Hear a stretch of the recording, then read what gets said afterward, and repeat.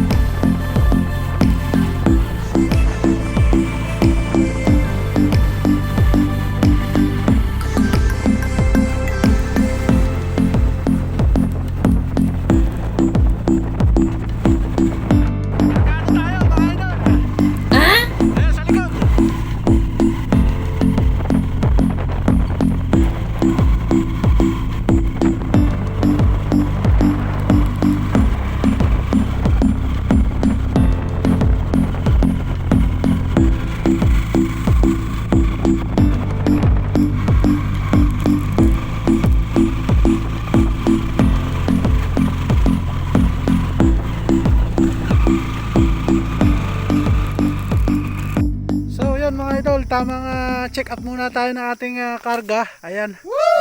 Okay naman. Wala namang nalalaglag. So para na din sa ating safe. Tayo makapagbayad ng mga pangarga pag may nalaglagan. So yun lang mga idol. Nandito tayo sa Balagbag. Ayan. Dito sa mahabang lusong mga idol. Tara let's. A few moments later. So yun mga idol, harito na tayo sa bahay ni Madam. Ayan. Wow. Shout out sa may bahay. Sama ni sir. So dito na natin ilalagay yung ating pangarga. Tara, ibaba na natin ito mga idol.